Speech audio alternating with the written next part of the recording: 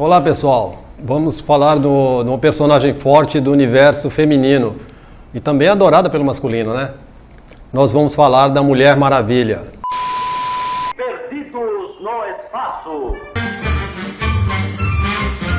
Vigilante rodoviário.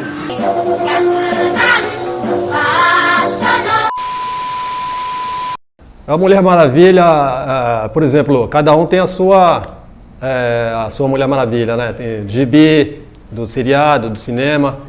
No meu caso, eu peguei a Mulher Maravilha dos anos 70, ali na carta, né? Mas a Mulher Maravilha, ela não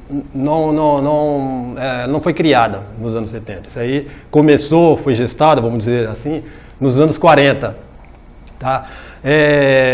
O psicólogo William Moulton Marston, é uma palavra me enrola a língua, mas Marston, ele era um psicólogo e ele criticava, apesar de ele ser um ávido colecionador, de leitor também das histórias em quadrinhos, ele era um crítico, né, um crítico contumaz.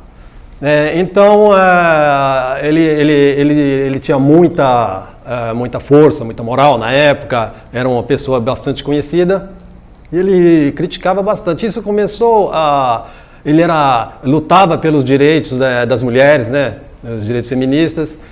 E como ele tinha muita influência, e essas críticas, ele escrevia textos para jornais, revistas, inclusive a revista Reader's Digest, que era uma revista que, inclusive, nos anos 60 e 70 foi seu auge, né? Foi bastante lida, o público era muito grande, principalmente de mulheres, e nesses textos ele dava conselhos como psicólogo para as mulheres, que eram muito presas, muito podadas, né?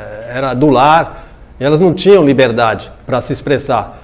E isso começou, de certa forma, a incomodar os redatores. Principalmente o que era o poderoso da DC Comics, que era o Alex Charles, né? Ele chamou, então, o William Marston e falou para ele, olha, por que você não auxilia o pessoal aí dos redatores, né? Os personagens, e você vai dando uma orientação, vai moldando os personagens para ter mais conteúdo.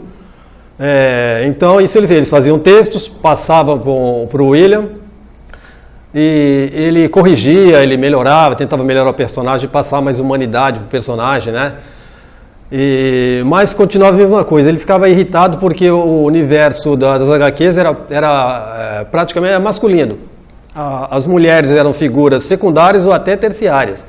Era sempre aquela super-heroína, o super-herói, né? que praticamente comandava, fazia as coisas, e a mulher, ela praticamente ficava como ou apenas apaixonada pelo herói, ou era, como diz, salva dos inimigos, dos vilões, né? E isso incomodava muito ele, porque as mulheres não tinham voz, ele não tinha, até para, como dizer, leitura de HQs, elas não se interessavam porque nenhuma representava elas. Então, e mesmo assim, ele sendo convidado para auxiliar a revista, lá, os redatores, ele também não estava satisfeito, porque continuava com o personagem homem, mudou muito pouca coisa. Então, o que foi feito? As críticas continuavam. Então, chegou determinada época, o Marx chegou e chamou ele, falou, então você cria um personagem do teu jeito, daquilo que você acha que deve ser um personagem, um conteúdo com um pouco mais de humanidade, que transmita alguma coisa. Ele falou, tudo bem, né? Assim nasceu a Mulher Maravilha, já que ele escreveu, moldou o personagem, inclusive ele mostrou para a mulher dele, que também era psicóloga, e ela falou, olha, o personagem é excelente, só que você tem que ser mulher, não tem jeito. Ele falou, então tudo bem. Então ele logo o nome já veio à cabeça dele, Mulher Maravilha, e o pessoal, inclusive o pessoal ficou empolgado. Falei, poxa, a primeira heroína mulher, né? Ele também já ficou satisfeito porque a receptividade foi muito boa. E a Mulher Maravilha era ela era uma mulher bonita, uma mulher forte, independente, que não precisava de homens para poder ficar dizendo o que ela tinha que fazer, ela sabia o que fazer. Então, em 1941, a All Star lançou a primeira revista uma Mulher Maravilha, mas não era só ela, era um conteúdo de vários personagens, né? E ele sentiu que teve uma venda maior, o público, tanto masculino quanto feminino, adorou a personagem, né? A Mulher Maravilha. Então, tanto é que em 1942 o sucesso foi tão maravilhoso que eles pediram foi lançada então a revista da Mulher Maravilha, né? Em dezembro de 1942 foi lançada o primeiro gibi da Mulher Maravilha, que inclusive era o terceiro personagem que tinha revista própria. O primeiro foi o Super-Homem, o segundo o Batman e a terceira a Mulher Maravilha. Então a vendagem foi ótima, foi um sucesso incrível, só que em 1942 os Estados Unidos entrou na Segunda Guerra Mundial. Então os meios de comunicação exigiram que principalmente os personagens heróis, né, que tinham bastante visibilidade, eles tinham que defender no caso os Estados Unidos na guerra, entendeu? Contra os nazistas. Então a Mulher Maravilha passou de uma mulher feminista para ufanista, né? E isso podou, principalmente porque ela veio como uma personagem feminista. Então acabou que acabou podando bastante ela, e inclusive ele passou, ele era estudioso da cultura greco-romana, então ele colocou, por exemplo, como essa personagem, onde ela vivia, como surgiu, a história dela. Ela vivia na Ilha Paraíso, onde a Rainha Hipólita, a mãe da Diana, que seria a Mulher Maravilha, a futura Mulher Maravilha, ela que comandava, eram amazonas, eram poderosos, eram imortais, e não tinha no mapa, mas ficava ali no Triângulo das Bermudas, né? E então ele contou como ela saiu de lá com Steve Trevor, que era o capitão. O avião dele caiu na praia, e a Diana Prince, que era a futura Mulher Maravilha, salvou ele, acabou se apaixonando por ele. Então ela pediu então ela falou, então ele contou o laço da verdade, contou a história como o que havia acontecido, que ele estava tentando salvar a humanidade de malfeitores, seria o nazismo. Aí eles pediram aí ele começou a contar a verdade, né? Então ele falou, então vamos fazer uma Olimpíada para ver quem vai te acompanhar até até a sua civilização. E proibiu que a filha dela, Diana, participasse. Só que ela colocou uma peruca e o caramba, e acabou ganhando, e tudo mais, e acabou ganhando essa Olimpíada. Então, junto com ela, a rainha acabou aceitando. Então ela além da força que ela tinha, né, ela ganhou um bracelete, que era um metal que só existia na ilha, um laço da verdade, um cinto que virava uma arma, e uma tiara, que servia como bumerangue. Então acabou ela indo para lá, no caso dos Estados Unidos, né, ficou lá, inclusive foi muito bem recebido pela plateia, mas apesar dela ter sido muito podada, né? E em 1947, infelizmente, o criador acabou morrendo, que era o William Martinson, né? E o desenhista, pouco depois também, além de ter afastado, faleceu. Então ela ficou à deriva. Então ela passou por várias fases, como ela acabou perdendo o poder, né? Ela acabou salvando. Seria uma menina que se tornou a Garota Maravilha. Então ela passou todos os poderes para ela e foi para outro lugar. E ali se passa, ali no caso dos gibis, né? Ela ficava era um japonês cego, especialista em artes marciais, então ficou nisso aí até, no caso, nos anos 50 todinho. Tá? Então o Frederick West, que era um outro psicólogo, começou a criticar. Falou que, por exemplo, que as HQs, né, falando que eles eram péssimos exemplos para as crianças. Então a Mulher Maravilha para ele era uma lésbica e o Batman e Robin, por exemplo, eram homossexuais, né? Então a crítica ferrenha. Então praticamente a Mulher Maravilha nesse tempo ela ficou estagnada, ficou parada, não fez sucesso, né? O personagem estava quase apagando. Então nos anos 60, William Doziero, que era o mesmo que produziu o Batman, ele achou que era a hora da Mulher Maravilha voltar. Já que o Batman estava fazendo um sucesso, que era uma levada mais de humor, né? Ele produziu também o Besouro Verde, então ele falou, tá na hora de produzir agora, e escolheu o personagem, a Mulher Maravilha.